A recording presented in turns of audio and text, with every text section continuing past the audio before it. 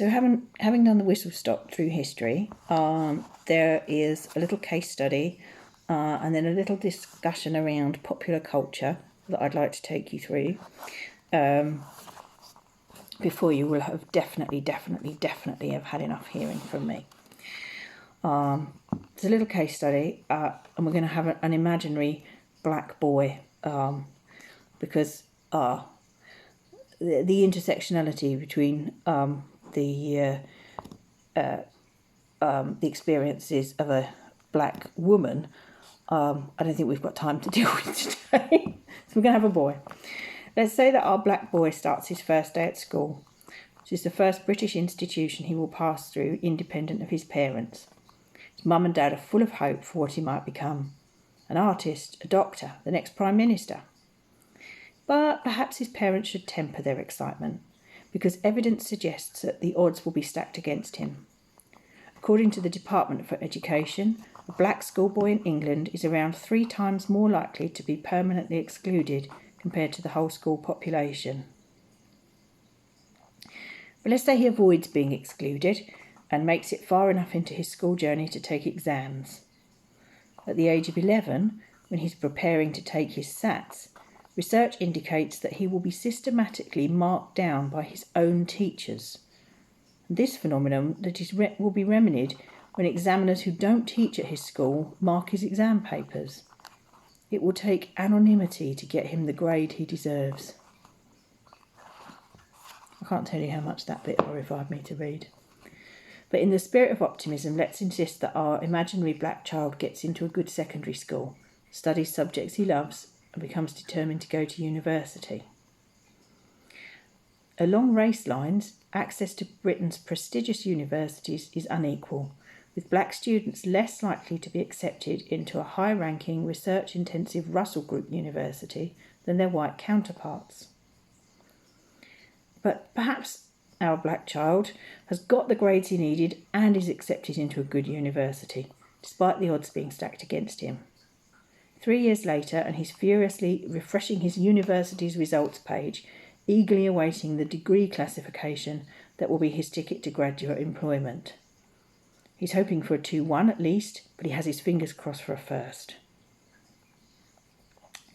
Although we don't want to pour a bucket of water over his dreams, it's not looking good. Between 2012 and 2013, the highest proportion of UK students to receive the lowest degree ranking, a third or a pass, was among black students, with the lowest proportion being white students. Given that black kids are more likely than white kids to move into higher education, it's spurious to suggest that this attainment gap is down to a lack of intelligence, talent, or aspiration. It is, however, worth looking at the distinct lack of black and brown faces teaching at university to see what might contribute to this systemic failure. In 2016, it was revealed by the Higher Education Statistics Agency that almost 70% of the professors teaching in British universities are white men. This is a dire indication of what universities think intelligence looks like. But let's imagine our young black man makes it out of education in one piece, with a good degree from a good university, his eyes fixed upon getting a good job, like all determined graduates. In 2009, researchers working on behalf of the Department of Work and Pensions sent job applications with similar education, skills and work history to a number of prospective employers. The only distinctive difference in the applications were names. They either sounded white British or they didn't. The researchers found that the applicants with white-sounding names were called to interview far more often than those with African or Asian-sounding names. We must hope that later on in his life, our black man is not adversely affected by health problems, either physical or mental. A 2003 NHS England report confirmed that there is a uniformity of findings that people of African and African Caribbean backgrounds are more at risk than any other ethnic group in England to be admitted to psychiatric hospitals under the compulsory powers of the Mental Health Act. That's being sectioned against their will. Black people tend to receive higher doses of antipsychotic medication than white people with similar health problems. They're generally regarded by mental health staff as more aggressive, more alarming, more dangerous, and more difficult to treat. They're more likely to remain as long-term inpatients. Our black man's life chances are hindered and warped at every stage. There isn't anything individually racist about the people who work in all of these institutions he interacts with, and some of these people will be black themselves. But it doesn't matter what race they are. They are both in and of a society which is structurally racist. And so it isn't surprising when these unconscious biases seep out into the work they do when they interact with the general public. With a bias this entrenched in too many levels of society, our black man can try his hardest, but he is essentially playing a rigged game.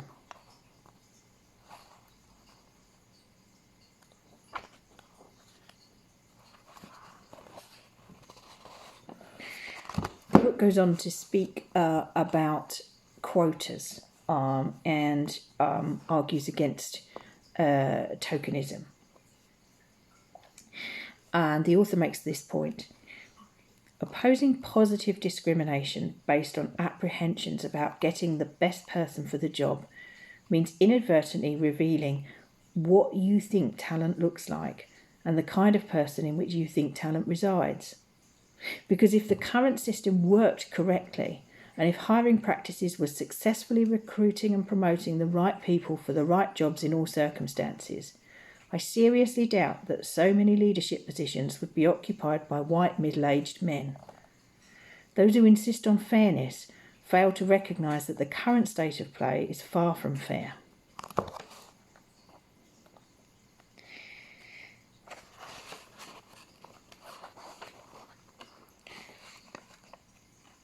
If I've still got people's patience, there is a whole section about white privilege. And I just want to read a little bit from that. She says, how can I define white privilege? It's so difficult to describe an absence. And white privilege is an absence of the negative consequences of racism, an absence of structural discrimination, an absence of your race being viewed as the problem first and foremost, an absence of less likely to succeed because of my race.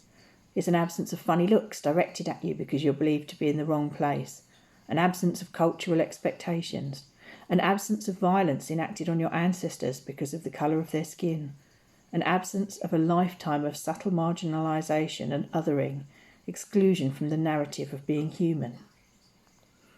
You might be surprised to learn that it was a white man who first gave white privilege a name. Theodore W. Allen was born in Indianapolis, Indiana in 1919. He was active in the trade union movement. Deeply affected by the American civil rights movement in the 1960s, he started to explore what he called white skin privilege. He was an anti-capitalist. His was an anti-capitalist perspective on race in the labour movement, what we might kind of describe as having a social justice principle. To some, the word privilege in the context of whiteness invokes images of a life lived in the lap of luxury, enjoying the spoils of the super rich. When I talk about white privilege, I don't mean that white people have it easy, that they've never struggled, or that they've never lived in poverty. But white privilege is the fact that if you're white, your race will almost certainly positively impact your life's trajectory in some way, and you probably won't even notice it. We could all do with examining how the system unfairly benefits us personally.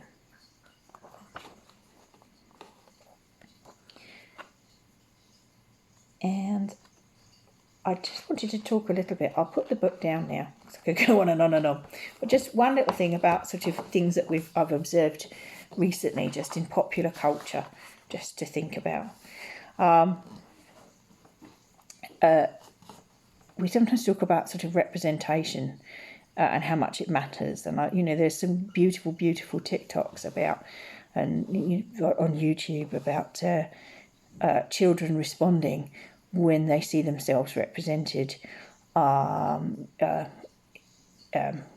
the film Encanto, for example, characters with dark skins and glasses as well. It's the first time it had a Disney heroine that had glasses on. And so we do know this. We do know that representation is important.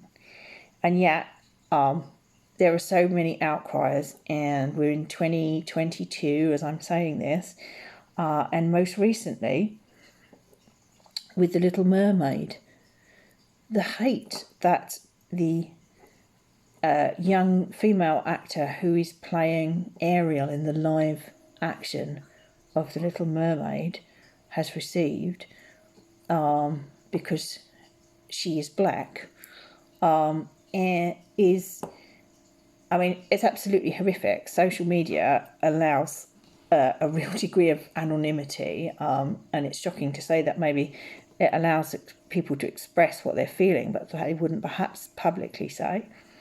And also it's masked in all sorts of crazy reasoning why Ariel couldn't or shouldn't be black. Now, I don't know about you, but one of the things I quite enjoyed doing with our youth group is watching A Muppet Christmas Carol last year. And I don't think that I remember any kind of objection to those characters being played by Muppets, because we understand that film is fantasy and the Muppets are fantasy, and yet there are serious adult debates that Ariel couldn't be, shouldn't be played by a young female black actor. This is in 2022.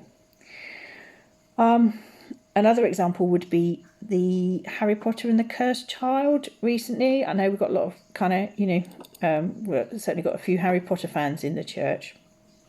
When they had the stage adaptation, the role of Hermione Granger was being played by Noma Dumezweni, a young black female actor, and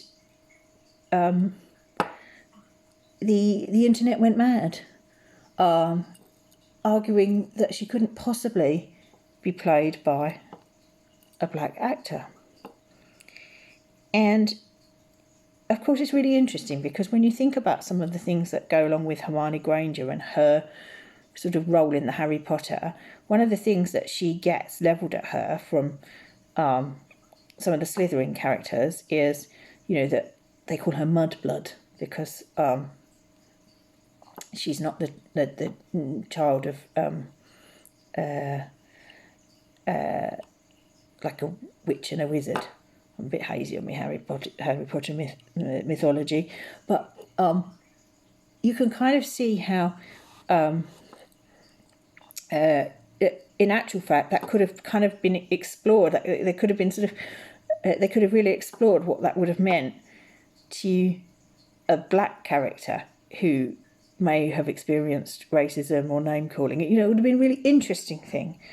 And I suppose Lavender, for example, this is another example, isn't it? Where, unless a character is explicitly stated to belong to an ethnic minority, then the assumption is that they're white. It's coming back to that idea is that the white is the norm and the universal, and only if stated otherwise could a character possibly be black. And I think it speaks to the fact that what have I noted here is it that people can't, or so many of these keyboard warriors couldn't imagine that little black girls could be as precocious and intelligent and central to the story and plot as Hermione Granger. And maybe they couldn't even imagine, because I believe her parents are middle-class dentists, maybe they can't imagine black people in those roles either. Even though they can imagine that King's Cross Station has a platform 9 3/4. I mean, think about that. It's more difficult for some people to imagine Hermione Granger could be black than that there is an imaginary magical platform on the station that millions of us pass through every year. I mean, in recent times, it's not the only time. So Idris Elba, I believe, renowned black actor, was being put forward was being mooted for a potential James Bond, and Anthony Horowitz, the author, actually sort of nixed that and said that he was too street to play James Bond. Too street. Idris Elba was too street to play James Bond. There was also, I remember, when, what's his name, John Boyega was cast as a stormtrooper in Star Wars.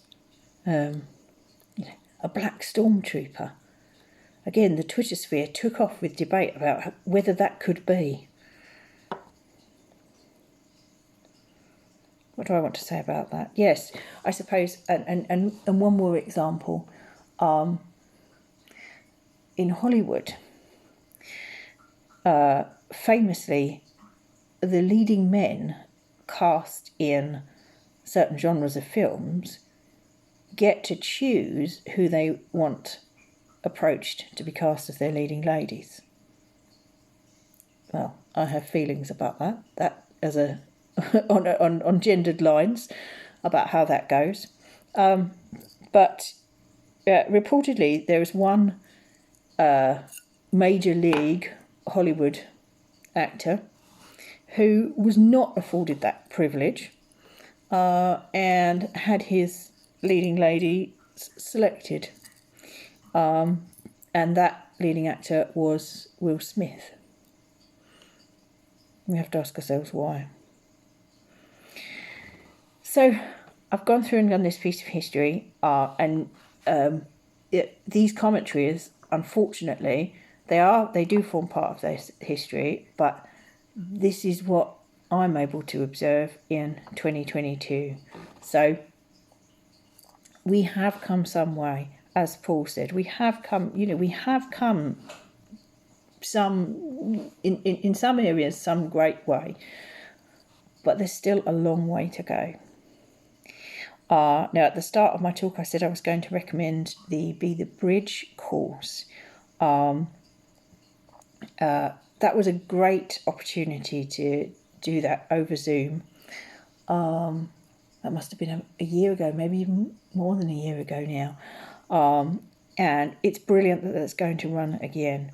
I really encourage everyone to